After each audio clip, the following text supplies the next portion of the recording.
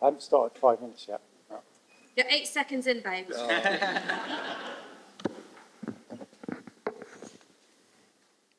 Well, the question I've got here is, why is the left losing? So I'm going to answer that in a sentence. When I was thinking about the question, I was thinking what I want to say is why the left is losing is because you're all being fucking cunts.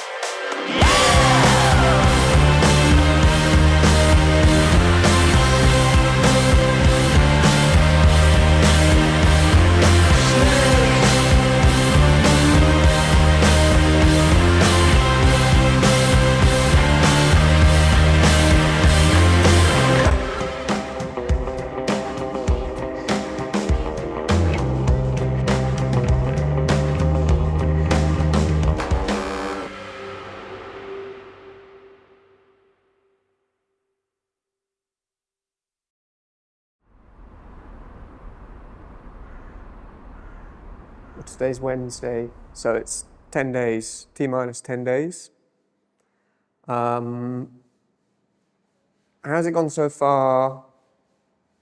In some ways really smooth, because there's a lot of people now have been doing it for a lot of years, and things that maybe would have been daunting now just we kind of know how it goes. In other ways, really, really, really harder than, this is my 3rd year doing it, and in some ways it's been the hardest, just in terms of like the energy around it, basically, which I think is a totally political thing.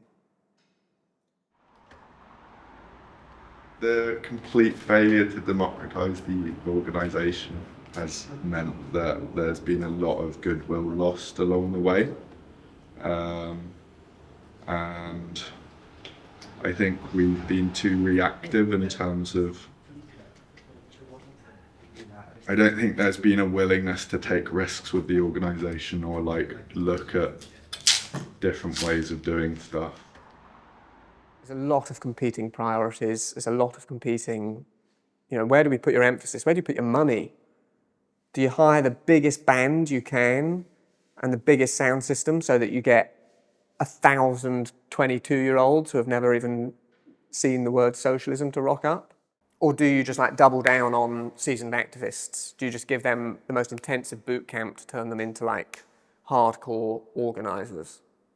We've basically got these amazing stencils that will cut, that we're going to be chalk paint spraying like through, so that there's like I guess like the visual language like around the immediate area of the festival and the streets and stuff, because it's lots of venues dotted around, so to connect those up. If you're like super lost, you're like, and you see a stencil, you're like, oh, I'm still at the festival, like it's okay. I haven't wandered off into the like Mersey or whatever. Then through those stencils as well, we're going to be spraying bleach onto yellow fabric, and it's like a really quick way of like basically creating like patterned fabric like en masse. Oh. So tomorrow we've got like 6 volunteers coming around, and it's going to be like an operation. They're going to be teams. They're going to be like, there's going to be a power wash involved. Like it's going to be a whole thing. 2019. I mean, this illustrates a lot. The data's hazy. It was around 6,000-7,000. 2019. 2021. We were a bit under 3,000. That was the first year back in real life after a massive online-only COVID festival in 2020. 2021, about between 2,500 and 3,000. This year, we have yet to hit 1,000 ticket sales. Yeah. Well, yeah, basically, we're just doing a quick ring round of previous festival ticket holders sort of in and around the Liverpool area. Basically just making sure you know that the festival's happening this year, that it's slightly later, and just wondering whether you're planning on coming. And did you come last year? Well, obviously, if anyone asks. Oh, great. So you know exactly what it's like. Okay. Oh, I'm sorry to hear that, but I completely understand. You've got to, health comes first and everything. So we'll definitely see you at a future event by the sounds of it. How long have you got? Oh, wow. Oh, we could have had our first TWT birth. Oh my god, can you imagine? I think what I love about TWT is it can't help, even if we really tried to make it like specific, to give it a deliberate aim, it would still end up reflecting the movement that it ultimately serves and comes from. It kind of can't help but project back at the people who it serves, like what's going on. So yeah, I think it means a different thing to everyone. Some people it's just a bit of a piss up. Some people it's that we have really good parties, like we have legit pretty good parties. And I guess for some people it's what it ought to be, which is, you know, political education, wanting to further their skills and understand stuff and learn about topics and trainings and stuff. I guess where the World Transformed is different to, say, a big music festival is that, you know, of course, people are buying a ticket and they have certain expectations, but fundamentally they're there as comrades and they're there as part of a movement. So, you know, we'll get really anxious about certain things in the run up, and you know, but what's always amazing is just the fact that like people engage with it comradely. They you know, it's a collective project. They're part of it, not as just, you know, a ticket holder or a consumer, but a member of the movement who, you know, is bringing something. And I think our volunteers, you know, have a great reputation, and also I think our attendees, like, generally are just like, you know, as we've seen with this phone banking, you know, are really lovely and really committed to the project as you know, politically, not as a customer. Like, the atmosphere that creates, the energy, and you just have amazing conversations at the festival, and as well as that, you have a great time. You know, we party well, and just quite, you know, unusual things happen. Well.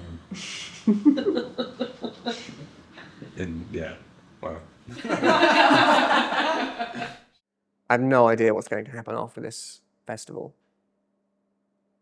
I think I have no idea. I think the thing we do know is that whatever does happen, this will be the last TWT as we've known it for the last 7 years, because the chances of it taking place alongside a Labour Party in opposition again are very, very, very, very, very, very slim. It's going to be alongside a Labour Party in government if it ever happens again. So it's going to be a totally different beast. So what we know about this year is that it's the last one. It's the last TWT as you know it, I guess, if you do know it.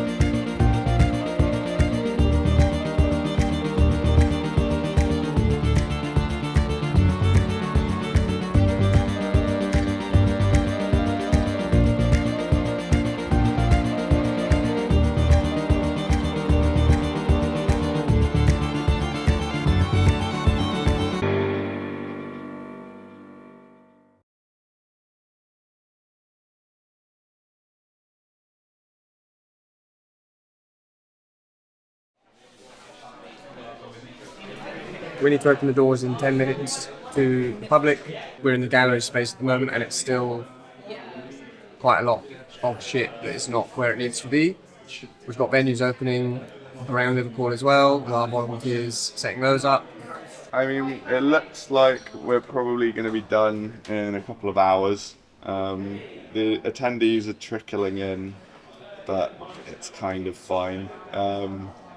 Somebody kicked in the socialism sign in the night, so I need to go and work out how we're going to fix that. We might just have to make a new S. I'm very, very, very tired, but nearly over. Once there are people in here, it's going to be hell. It's all so full and we've not got enough space and we've got too many stalls and massive bookshops and all this stuff, so it's going to be grand, but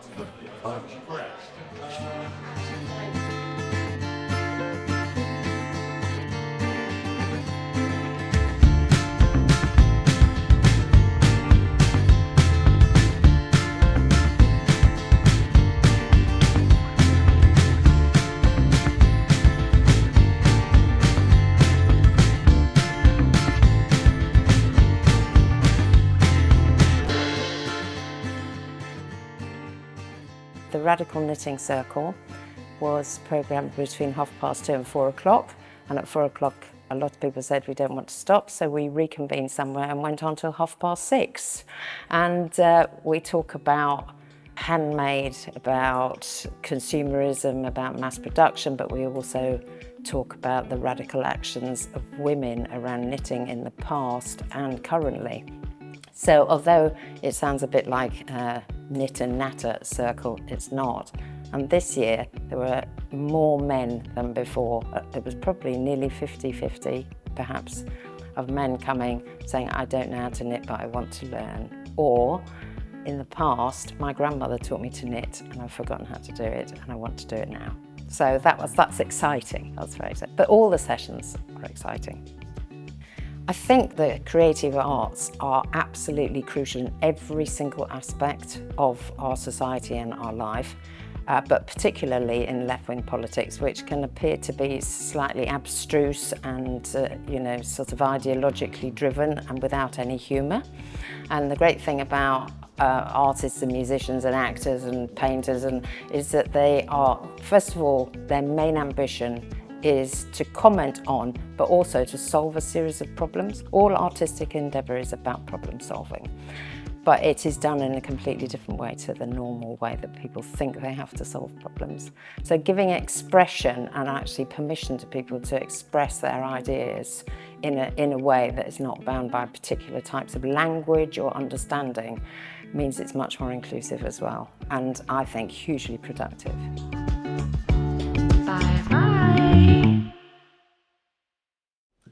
On Sunday, an article came out in the Daily Mail attempting to stir up hatred and really hysterical rhetoric against the speakers that were here, against the people in this room and in the world transformed, as well as our comrades across the movement more broadly. It took a huge amount of strength, of resilience, of bravery for our Palestinian comrades on Sunday to turn up. And I just want to show that despite the national media vilifying them as anti-Semitic, as terrorist sympathizers, we know that they stand for the liberation of Palestinians, and so do we. So can we give a round of applause and solidarity to Yasmin al-Souda and Rami al.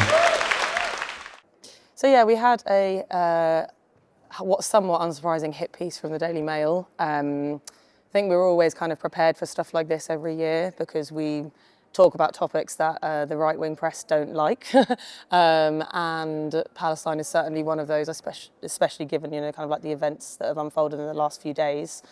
It was attacking a young Palestinian woman, and it was also attacking Jeremy Corbyn. They always find a way to attack Jeremy Corbyn, even when the issue is not actually about him. And we don't really care what the Daily Mail think of us. And actually, if like awful right-wing media outlets are attacking us, often that kind of suggests that we're doing something right if they're not liking what we're saying and not liking what we're talking about. So we have other sessions, as we've just seen, like another fantastic session on Palestine. It's not something that we're going to stop talking about. If anything, it's something we should be talking about more. And we're offering a space for discussion that's not getting airtime in any other kind of like mainstream media, even though it obviously should. And we're offering a platform to voices that often don't get airtime in the mainstream media. So we also took a decision to put a giant Palestine flag to project that onto the side of the blackie so that we could show our public support, for the Palestinian people and their right to speak about their own oppression and their right for self-determination.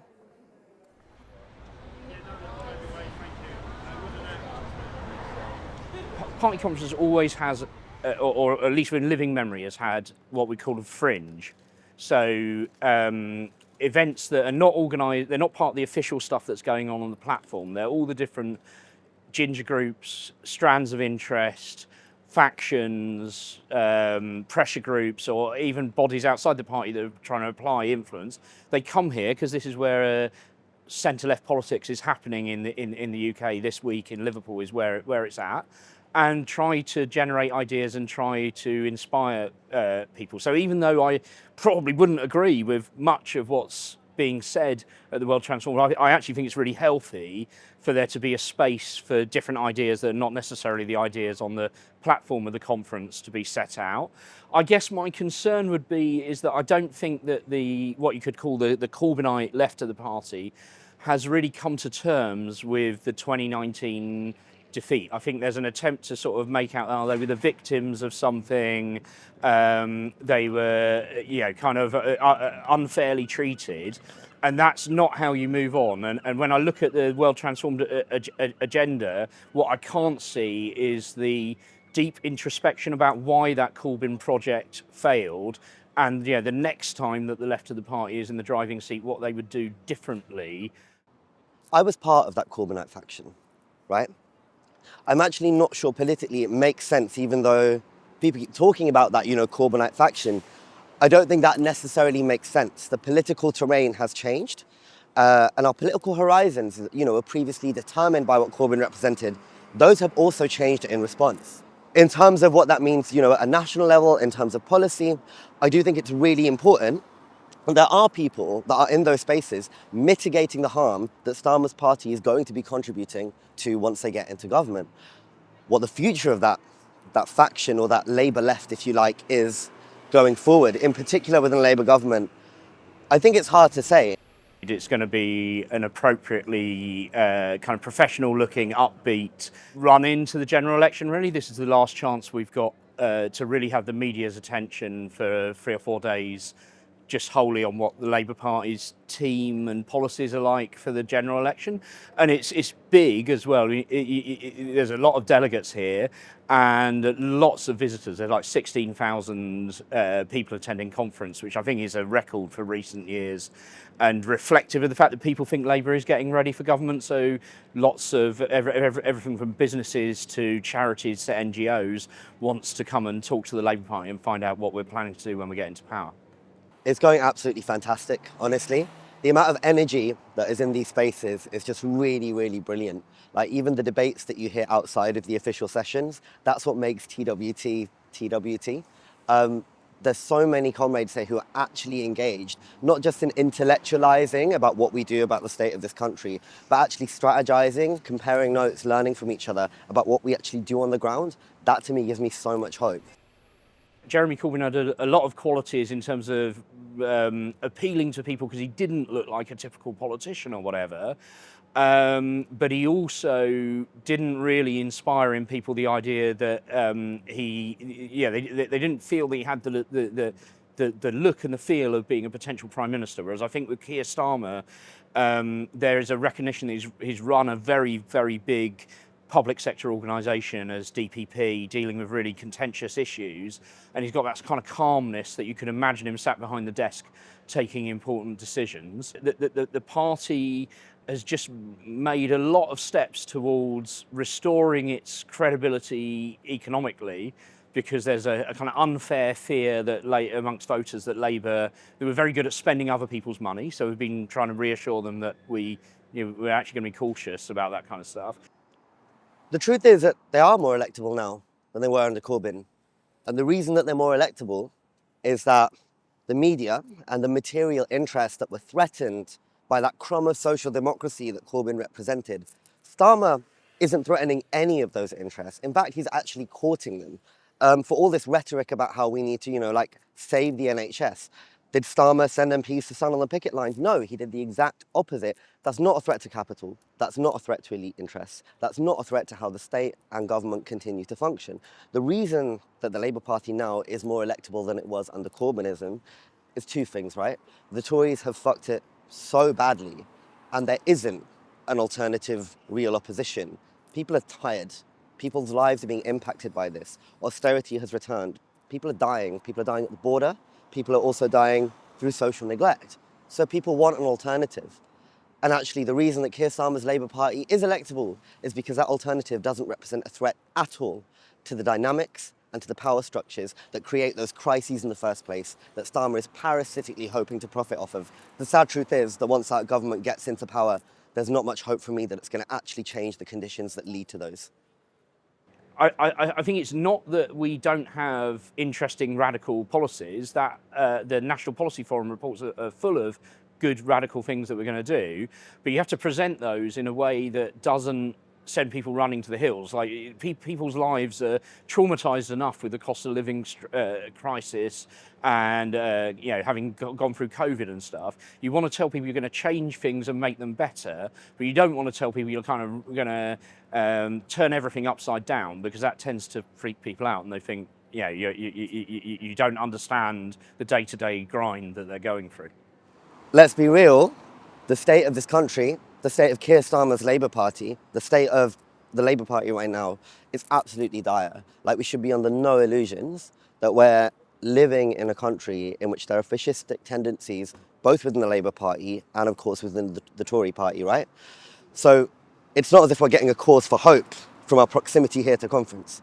But what does give me hope, what does give us that morale boost, is the fact that there are so many of us here that are still fighting, that are still strategizing, and that are still organizing in our communities, in our trade unions, to actually like change our communities for the better. I think that's perhaps what's a little bit disappointing. If the world transformed becomes like a little bubble where the left of the party are off by themselves and not engaging with everyone else. You need, you know, I get that there's a need for that kind of space. When I was helping to organise what you could call the kind of moderate, the non-Corbyn wing of the party in the days when we were not in the driving seat. Obviously, we needed spaces in which we could express ourselves and feel we were with loads of people that agreed with us.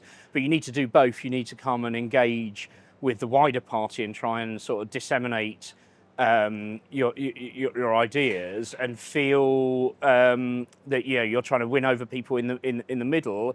And also, there's a lot of specific policies that the left of the party would push that are not necessarily unattractive to everyone else in the Labour Party. So they've got to come and sell them to people. I guess that's where the risk would be, is talking to yourselves in a smaller and smaller bubble, rather than thinking, how do we increase our influence both in the Labour Party and in wider politics? Because it's too easy in politics to just go and spend time with the people that you agree with. The learning experiences come from engaging and debating with people that you might have disagreements with, trying to find common ground. Keep your safe spaces to have your internal debate, but come and engage with everyone else as well. Do I take much stock in the idea that Labour is a broad church? I mean, you could ask Jeremy Corbyn. You could ask the Socialist Campaign Group MPs. You could ask the MPs who are disciplined for showing up on picket lines. You can ask trans people. You can ask the people of Palestine. You can ask people in solidarity with anti-colonial struggles. You can ask striking workers, doctors, barristers, trade unionists of every industry in this country. Ask them if Labour is a broad church, because when it comes to policy, when it comes to the environments that they create, and when it comes to the purges in that party, if Labour is a broad church, I think we're seeing the death of organised religion on the left.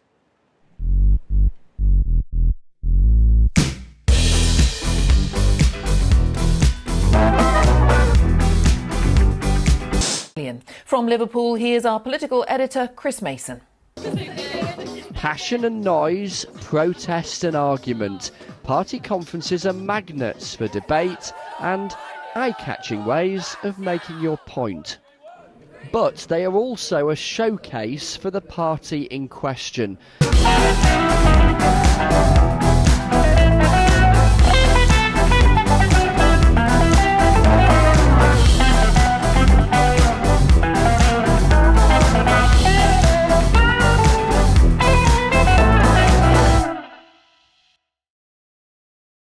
Trot Jamboree Gate happened in 2021. It was our first in-person festival since COVID and also since Corbyn's defeat in the general election. So it was quite an important event for us, and we found that in the run-up we were getting a lot of Labour right, giving all kinds of backlash. I guess for them it was, we've won the party back now. These people are kind of a bad smell down the road and we don't want them there. So there's all kinds of sort of insults happening. At the same time, we really had to make the case for why people should still come to TWT. We don't have the Labour Party leadership anymore, so why is this still the place that you want to be? And part of that, we found an effective strategy was kind of taking on this negative critique, because really fundamentally where it was coming from is they didn't want us to be there. They wanted to kind of bully us out of the space. So to say, actually, do you know what, we're going to own that, and that's going to make other people more inspired to come and go, do you know what, yeah, I want to be part of that, where it's some kind of site of resistance to the Labour right and the kind of things they're saying about us. So Trot Jamboree was one of those insults. I think it came from a Labour councillor, presumably on the right of the party. And I guess they used that because to people not on the left, trot is just an all-encompassing, somewhat derogatory term for people that are left-wing. We weren't trying to shy away from this. We were kind of quote tweeting and making sure people could see that we were kind of engaging in this argument. And someone in a WhatsApp group said, sounds a bit like Scout Jamboree, we should turn this into a t-shirt. And it was kind of said in jest, but at the time we thought, do you know what, this could actually work. People are responding quite well to us reclaiming this, so let's just take it all away. And the t-shirt was born, and I was working on the box office that year. It was very popular amongst the attendees.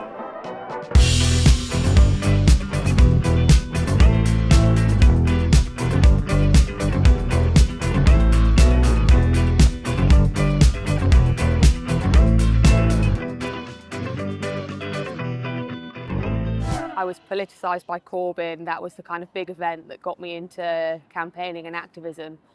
But actually, by the point that that project failed, I realised I'd probably intuitively found myself to the left of that. Obviously, I wanted him to win, and I still do wish that that election had gone our way. But to kind of lose the Labour Party as a vehicle by which we could achieve any kind of iteration of socialism or maybe social democracy, I think for me, yeah, it did push my politics even further, because I thought I'm not interested here in tinkering around the edges. What I'm interested in is a mass movement that is against capitalism on the whole. And I think there was some freedom that, you know, people trying to block us out, this is what happened, is, you know, we were shut out as people. We've been shut out of institutional politics, and people are, you know, laughing at us and saying, you won't have a space here again. And I think for me, I just feel like, you know, actually that's fine, because I can come here, I can be with thousands of other like-minded people, and we have great ideas, we speak through the crises that we face, and we have a really good time while we're doing it. And I think that's a really valuable thing. I think I went to the very first TWT, sort of by mistake. I happened to be in England when I wouldn't normally be in England, and I found out it was happening. I came up to Liverpool. It might have been the second. And as soon as I arrived, I just thought, oh my God, these are the people I need to find, because none of my personal friends are political like I am. And it sounds really sad, but I was like, these are the people I need to hang out with. These are the people who are doing what I want to do. So the next year I made a point of coming, and I tried to volunteer, but they kept putting me on like showing people around and stuff. I was like, I need to be in food. I mean, that was like 6 or 8 years ago. I was already cooking full time by then, but it took me a while to get onto the food team. This year I proposed to Barney that we make food a really big priority, and instead of just trying to feed the volunteers, that I try and make food enough to sell, to make some money to support the festival, because we're really suffering for money. So he went for it, and so that's what I was trying to do this year, which was like make huge amounts of meals. So we run this place to enable parents and carers to attend as many events during the festival as they can. I'm a mother myself, so I know how challenging it sometimes is to fully concentrate on an event when there is some little person running around and demanding your attention. We mainly concentrate on developing some artistic skills. So we have some stuff for circus activities, building blocks, paints, papers, musical instruments. So my role this year has been to run the bar. In the lead up, that's essentially meant liaising with the venue about licensing and checking out the bar, and then also procuring the beer machines, the stock of the beer, the alcohol and whatnot. It's been quite a lot of guesswork, given that this is the first time we've run the bar in Liverpool. But I think it's been sort of particularly fun and great that we've had our own bar team and our own bar throughout the festival. Yeah, so we have a suggested donation, but we always say to people, like, that's a suggested donation. If you're not able to afford that, or if you don't feel comfortable with that, pay what you feel. And obviously, if they just want to take it, we just let them take it. I mean, this is not about making money. We need to make some money. So obviously, a lot of people do pay full whack or pay a bit more. But like, of course, it's not about like depriving someone of what they need just to make some money, which is what capitalism does, of course, you know. I'm really interested in beer. I like my lagers, I like my IPAs, and generally I just reached out to a lot of brewers that were from Liverpool, and just got chatting to them about the type of products that they offered, and I got to know Dom and Phil from Carnival Brewery, who were really keen to work with us. Who actually, on speaking to Phil, it was really interesting how he's really interested in sort of eco-socialism and the project of sort of like sustainable transport. So I spoke with him. And we got some beers ordered. We've got a couple of their different ranges. I think I'm by no means an expert, so it was good to liaise with them and think about what they recommended for the festival. So yeah, hopefully this is the start of a really long and good relationship. And you know, I've been pointing everyone who's liked the beer in the direction of Carnival, because I think it's really important to support small local businesses at this time. We're in touch with a lot of community members in Liverpool who work in different soup kitchens and other ways they provide food to people who are more in need, let's say. And so we've got quite a few people who are going to deal with whatever's left once we know what's left, and do various pickups and take it to people who need it. So yeah, and it's funny, we've been having people walk in and giving us food donations at the end of the night, bringing a few meals that they've cooked for our volunteers. So people have been eating them like when it's late at night and we've closed. So you know, it goes all the way around. We believe in these grassroots movements in a very low levels. So politics, of course, it has a crucial impact on our life, but we sometimes know that there is a lot of game involved in it. We know that to build our strength as a community, we need to concentrate on this lower level, this neighborhood, these community actions, direct actions. That's why we think it's very important for people to attend, to learn the basics of it all before involving somewhere deeper.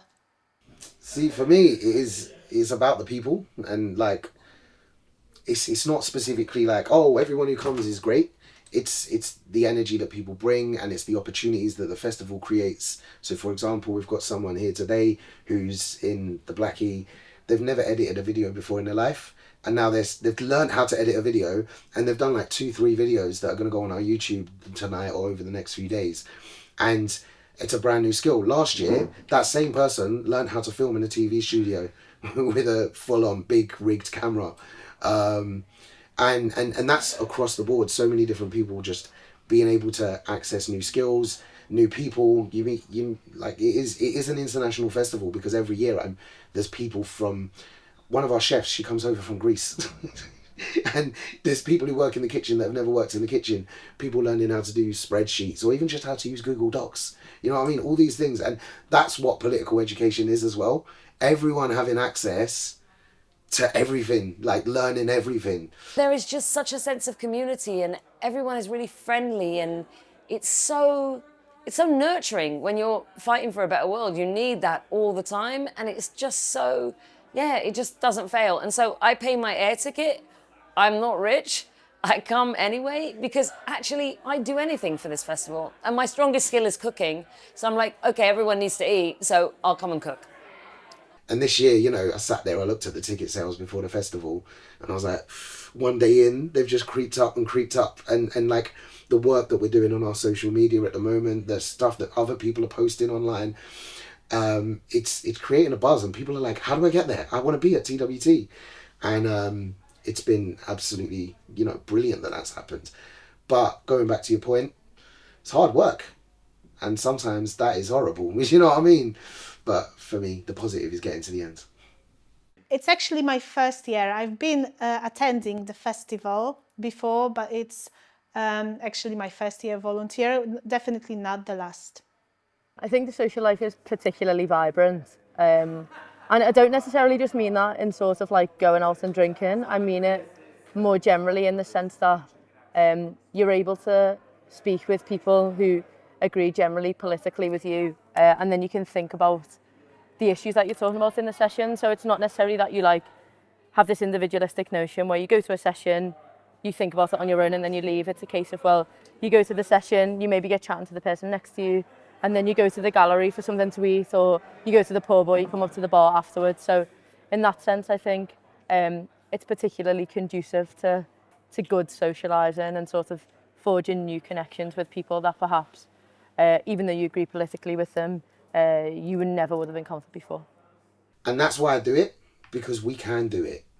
And like, I don't know, I feel like a bit of a cheeseball saying that really, but it's like, because we can do this. And if we don't do it, no one else will, innit? Do you know what I mean? And I think that's just so important, like making sure that there's a space for all the different parts of the left to come together. The type of people we get on panels, like the names of people that get involved, and they might turn up with a negative attitude, but I tell you what, people walk away with a positive attitude about what they're going to do next. And that's why I do it.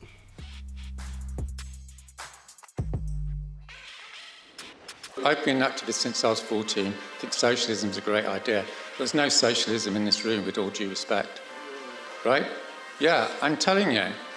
Because you're not doing what is necessary to maintain life on the planet, which is engaging in mass civil disobedience. I'm a fucking cunt too, right? Yeah?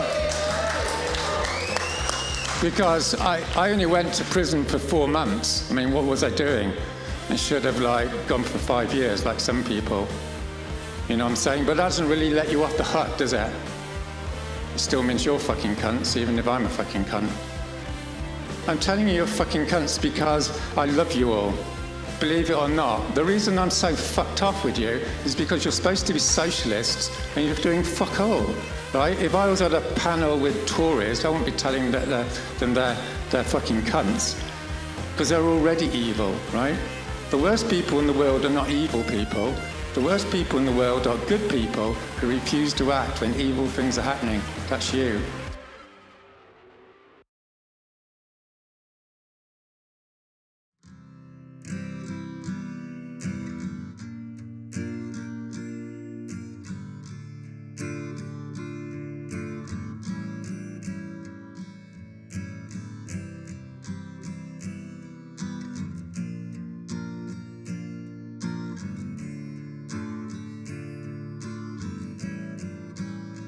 I know it's hard, it's really hard what we do at this festival. It's not an easy gig, not least because we're quite badly organised.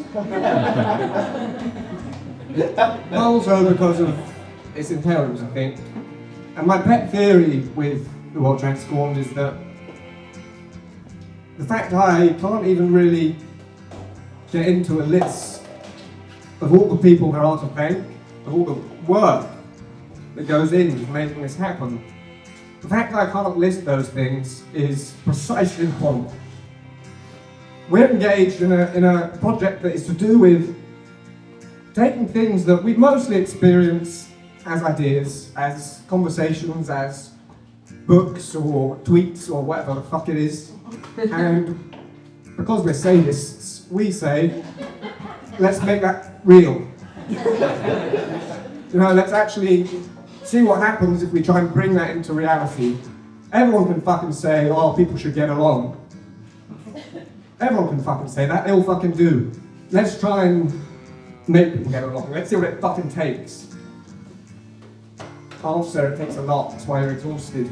And I think you should be very proud that this project is unique, it's bizarre, slightly foolhardy. But I hope you agree, if this is your first time, I hope you remember, if it's not your first time, that it's really, really special for that reason. Pretty much everyone who comes to TWT, whether they're a volunteer or an attendee, whether they're a fucking spectator journalist or an anarchist, finds themselves won over, finds themselves infected with a kind of sense of potential of something really beautiful, something quite unusual. I think that's because we're engaged in the project of making this stuff real, of really trying to actually bring people together, actually hashing it out, of actually talking about it, of actually living our politics. I'm not talking about in some bullshit utopian way where, you know, this is a socialist enclave. It's not.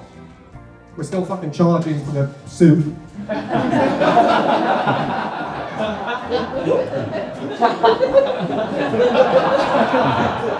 I do think, insofar as we can, I do think insofar as it's possible, given the shit show out there, we are doing something unusual, and not that many people engaged, even in left activism, get the opportunity to say that. And that's not me trying to pick us up too much, but the beauty of what we're doing here is that we're about bringing it all together and making it a reality and seeing it through. And that's why it's a shit show. It's why we're all knackered. It's why we're probably really looking forward to going home. It's why the pack come tomorrow is going to be a nightmare. But that's also what's really great about it. I hope you're really proud of yourselves. I hope you've learned loads. I hope you've made some friends.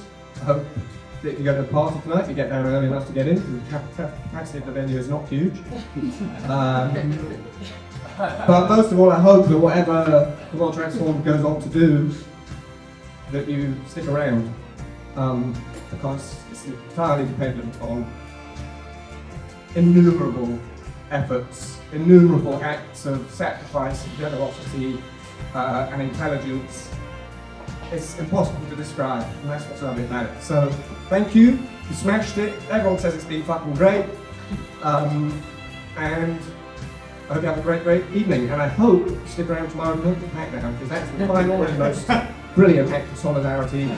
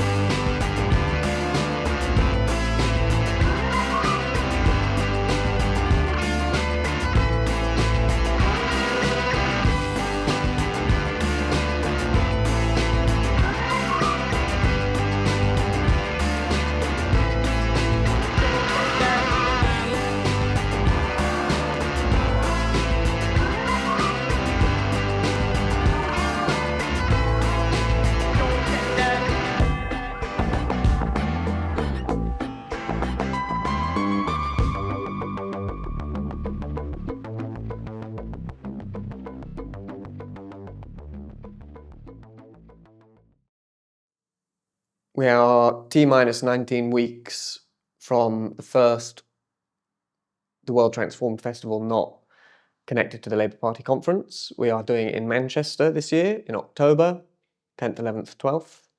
Put it in your diaries. And we have an absolutely huge amount of work to do. But I hope it's going to be quite chaotic, because I really think there's that level of energy and excitement in the thing that, like, people will just want to show up.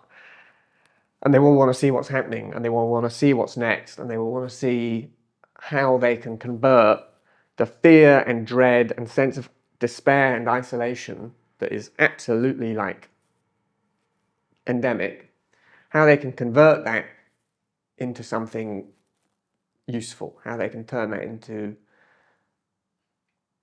you know, an informed activism or a clear analysis and a way to be engaged, like, constructively in struggle.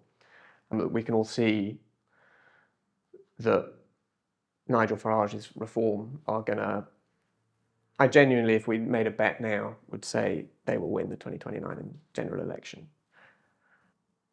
And those two things are connected, you know. If you're scared about, or if you're alive to the seriousness of that threat, you're sort of also alive to the sense that we could do something about it, and that the reason it's such a big threat is because there is just this empty space, you know, where we could be doing something about it. And I think TWT 2025 is going to really, really grapple with that question, and it's going to be grappling with it with the same, I hope, generosity and kind of breadth of concerns that it always does. And it's going to be representing trade unions, it's going to be representing street movements, it's going to be representing campaigns. I hope it represents people working in electoral politics. Like, I don't think that's the answer, but I sure as hell don't think the answer is to completely ignore that. Like, there's no version of us finding a way to halt fascism in this country that doesn't involve pulling every lever that contributes, you know. I just don't think that's serious. And I think TWT 25 is going to be trying to do that, and it will be trying to respond to whatever that set of challenges looks like by the time we get to October 2025. It's going to have to be very dynamic because things are moving very, very fast, I think, at the moment in this country in terms of the nature and scale of that threat and the nature and scale of the opportunity for a unifying left-wing project. So, yeah, it's really, really exciting, but we've got a lot to do.